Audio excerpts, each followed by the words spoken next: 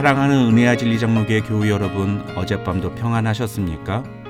오늘도 우리에게 베풀어 주신 하나님의 은혜를 통해 다른 사람들을 돕고 섬기는 삶을 살아가는 저와 여러분이 되시기를 주님의 이름으로 축원합니다. 오늘 새벽에 만나보면은 창세기 45장 16절로 28절입니다. 창세기 45장 16절로 28절을 제가 읽어드리겠습니다. 요셉의 형들이 왔다는 소문이 바로의 궁에 들림에 바로와 그의 신하들이 기뻐하고 바로는 요셉에게 이르되 네 형들에게 명령하기를 너는 이렇게 하여 너의 양식을 싣고 가서 가나안 땅에 이르거든 너희 아버지와 너희 가족을 이끌고 내게로 오라. 내가 너희에게 애굽의 좋은 땅을 주리니 너희가 나라의 기름진 것을 먹으리라.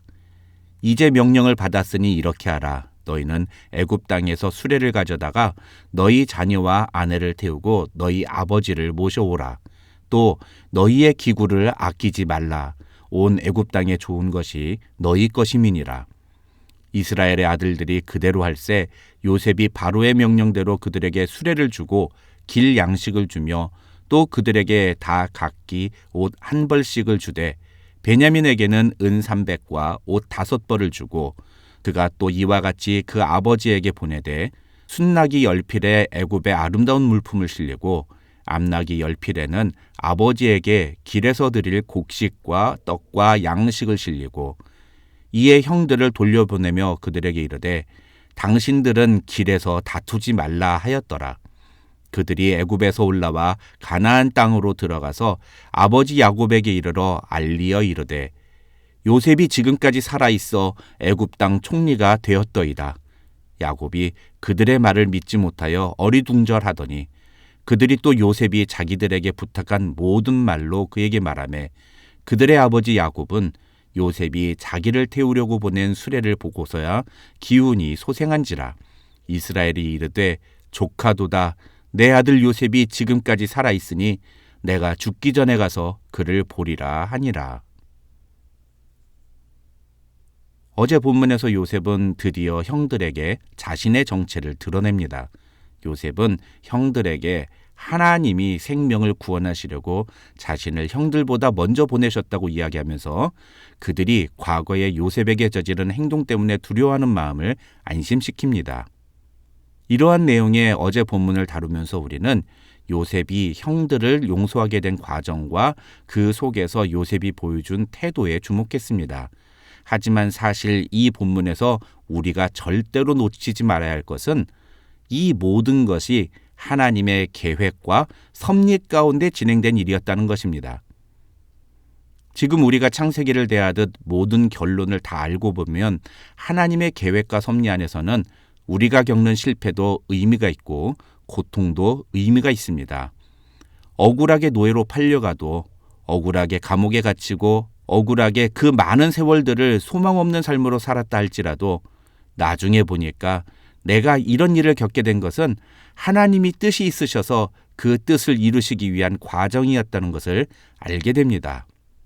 만약에 하나님이 요셉이 감옥에 있을 때 천사를 보내주셔서 요셉아 이 모든 것이 반드시 끝나고 조금 지나면 내가 이 애굽의 총리 대신이 될 것이다.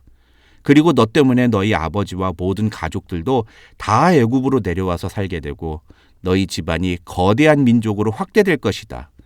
이 계획을 이루기 위해서 내가 너에게 지금 이 고난과 고통의 시간을 주는 것이니 조금만 참아라 라고 말씀하셨다면 어땠을까요?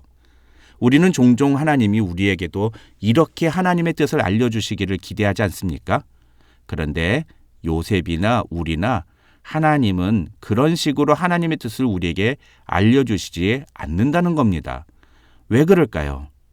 어떤 목사님은 그 이유를 우리의 믿음을 키우기 위해서라고 설명했습니다. 그 목사님은 믿음이라고 하는 것은 내가 믿습니다라고 해서 생기는 것이 아니라 내 삶을 통해서 체험함으로 생기는 것이라고 말하면서 그래서 우리의 믿음에 있어서 굉장히 중요한 요소가 바로 우리가 삶에서 경험하는 모든 사건들에 대해 어떤 태도와 어떤 반응을 보이느냐라고 강조했습니다. 다시 말하면 우리가 삶에서 겪는 여러 가지 사건들에 대해 보여주는 태도가 곧 우리의 믿음이라는 것입니다. 그런 의미에서 믿음과 관련하여 우리에게 필요한 지식은 오직 하나뿐입니다. 그것은 하나님이 계시다는 것입니다. 하나님이 반드시 계시며 그분은 지금도 우리를 지켜보고 계신다는 사실을 분명히 알고 있어도 우리의 믿음은 달라지게 되어 있습니다. 그분이 우리를 정말로 사랑하신다는 사실만 알고 있어도 우리가 삶에서 겪는 여러 가지 사건들에 대해 보여주는 우리의 태도는 달라지게 되어 있습니다.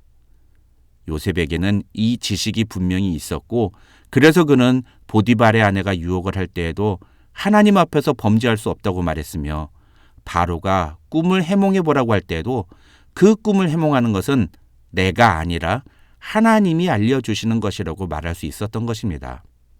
창세기 45장에서 요셉이 형들에게 하는 고백은 바로 이러한 요셉의 믿음에서 비롯된 고백입니다. 요셉에게 이런 믿음이 없었다면 그는 결코 형들에게 하나님이 생명을 구원하시려고 나를 당신들보다 먼저 이곳 애굽으로 보내셨다고 말할 수 없었을 것입니다. 그런데 여기서 또 한 가지 우리가 절대로 간과해서는 안 되는 것은 바로 그런 믿음을 가진 요셉이 애굽에서 보여준 삶의 태도입니다. 결론만 먼저 말씀을 드리면 요셉의 스토리를 통해서 우리는 우리가 갖고 있는 하나님에 대한 믿음과 우리가 실제 살아가는 삶의 모습은 절대로 분리될 수 없는 것이라는 사실을 알아야 합니다. 다른 말로 하면 하나님을 믿는 사람은 실제 삶에서도 어떤 삶을 보여주어야 하는가를 요셉을 통해 우리는 배워야 한다는 것입니다. 오늘 우리가 읽은 본문 16절로 20절을 보면 요셉의 형들이 왔다는 소문이 바로의 궁에 퍼지자 바로와 그의 신하들은 기뻐하고 그들을 진심으로 환대했다고 성경은 말합니다. 심지어 17절부터 20절을 보면 바로는 요셉에게 형들에게 넉넉한 식량을 가지고 집으로 돌아가서 아버지와 남은 가족들을 모두 데리고 애굽으로 내려와서 살게 하라고 이야기합니다. 이 부분은 바로가 요셉을 얼마나 신뢰하고 귀하게 여기는지를 보여주는 대목이라고 할 수 있습니다. 자기가 꾼 꿈이 무슨 의미인지를 정확하게 해석할 뿐만 아니라 그 꿈대로 나라를 착착 운영해서 심지어는 나라의 모든 재산을 바로의 것이 되게 만들어 주었으니 바로가 그런 요셉을 얼마나 귀하게 여겼을는지는 충분히 짐작할 수 있습니다. 그런데 전에도 한번 말씀드린 적이 있지만 사실 요셉은 애굽에서 노예로 팔려왔을 때부터 심지어 감옥에 갇혀 있을 때도 주변 사람들로부터 그렇게 인정받는 삶을 살아왔습니다. 그리고 성경은 요셉이 그렇게 인정받는 삶을 살았던 것을 가리켜서 하나님이 함께 하셔서 형통한 삶을 살았다고 설명합니다. 그래서 저는 하나님이 함께 하시는 형통한 사람에게 나타나는 여러 가지 증거들 중에 하나가 바로 주변 사람들이 그 증거를 분명하게 보는 것이라고 설명드리기도 했습니다. 이러한 증거는 요셉이 애굽의 총리가 된 후에도 계속 나타났습니다. 창세기 41장을 보시면 바로는 요셉이 7년 풍년 기간에 곡식들을 잘 저장해서 7년 흉년을 대비하는 모습을 눈으로 똑똑히 지켜보았습니다. 그리고 요셉이 해몽했던 자신의 꿈대로 그 7년 대풍년이 지난 후에 진짜로 큰 흉년이 찾아오는 것을 보았습니다. 모든 것이 요셉이 말한 대로 진행되는 것을 본 것입니다. 그러니까 41장 55절을 보시면 바로는 흉년 때문에 백성들이 양식을 구하려고 자신에게 오자 가서 요셉이 시키는 대로 해라 라고 말합니다. 바로가 요셉을 얼마나 신뢰하는지 이 말 한마디에 모든 것이 다 담겨 있다고 할 수 있습니다. 그런데 이런 요셉을 향한 바로의 마음이 오늘 본문 20절에서 다시 등장합니다. 20절을 보면 바로는 요셉에게 너희의 기구를 아끼지 말라. 온 애굽 땅에 좋은 것이 너희 것임이니라고 말하는데 이 말은 아버지가 애굽으로 오실 때 가나안에서 쓰던 것 가져오려고 애쓰지 말고 그냥 몸만 오시라고 해라. 필요한 건 애굽에서 제일 좋은 것으로 다 드리겠다 이런 뜻입니다. 돈 걱정하지 마라. 내가 다 주겠다. 요셉 너의 아버지가 오시는데 내가 못 줄 게 뭐가 있겠느냐는 겁니다. 우리가 주목해야 하는 것은 무엇입니까? 요셉이 애굽 왕 바로로부터 이런 신뢰와 전폭적인 지원을 받을 수 있었던 이유가 무엇이냐는 겁니다. 요셉은 결코 애굽 왕 바로에게 잘 보이려고 노력하지 않았습니다. 요셉은 애굽 왕 바로에게 충성했기 때문에 바로로부터 그런 지원과 신뢰를 받은 것이 아닙니다. 요셉은 자신이 맡은 책임에 충실했고 자신이 해야 할 일을 성실하게 감당한 것뿐이었습니다. 보디발의 집에서 노예로 있을 때도 그랬고, 죄수로 감옥에 갇혀 있을 때도 그랬고, 애굽의 총리가 되어서 온 나라를 다스리는 위치에 있을 때도 그랬습니다. 그는 하나님이 자신에게 허락하신 삶의 현장에서 자신이 해야 할 일에 성실하게 임했고 그것에서 성과를 냈습니다. 그래서 그런 요셉 때문에 주변 사람들이 덩달아 복을 받았고, 그런 요셉을 보면서 하나님이 함께 하시는 사람이라고 사람들은 생각했습니다. 요셉은 그런 자신의 삶의 모습을 통해서 하나님이 살아계시다는 것을 세상 사람들에게 증명하며 살았던 것입니다. 이것이 바로 우리가 잊지 말아야 할 요셉의 신앙과 삶의 모습이라는 것입니다.